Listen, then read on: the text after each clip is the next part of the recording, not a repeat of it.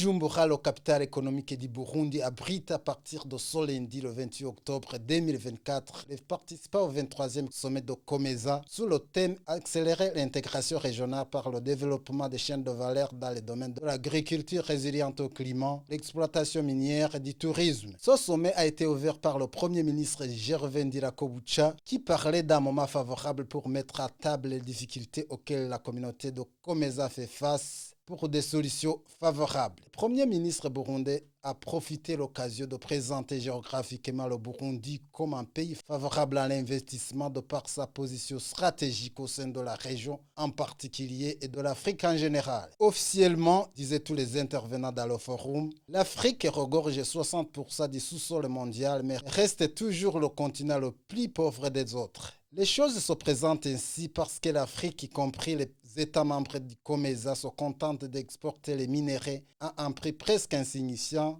alors que les produits finis ici de ces derniers leur parviennent en retour à un coût très élevé. L'Afrique, tout comme les États membres du COMESA, ne s'investit pas pour la promotion et le développement du secteur agricole et privé. La corruption avec un caractère de monnaie courante vient aggraver les choses, sans oublier qu'il y a absence de connectivité, de collaboration au soutien mutuel entre les États membres du COMESA. Alors que la circulation des biens et personnes reste encore un problème, ajoutent les participants dans ce forum. Les États membres de la communauté ont différentes opportunités pour le développement économique, martèle-t-il. Une fois entrepris les stratégies à la promotion et au développement du secteur agricole, à l'investissement pour la construction des infrastructures industrielles, à la transformation des matières premières, à la promotion et au développement du secteur privé, à la lutte contre la corruption sur toutes ses formes, à la collaboration entre les États membres de la communauté pour un soutien mutuel et j'en passe. Ils ont suggéré aussi l'instauration d'un visa unique, la création d'une banque d'investissement pour le financement à la réalisation des projets et programmes des États membres de la communauté et d'une organisation régionale des États riches en sous-sol. Et qu'il y avait pas mal de forats, d'échanges, mais sans suite par rapport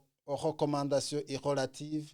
Ils ont exhorté les États membres de la communauté de sortir des paroles vers les actions. Ce sommet a été corroboré avec l'exposition des produits fabriqués au sein de la communauté et cette dernière a connu la visite du chef d'État burundais Evariste Ndayishimiye. Notons que ce sommet qui a commencé ce lundi le 28 octobre 2024 se terminera jeudi le 31 octobre 2024.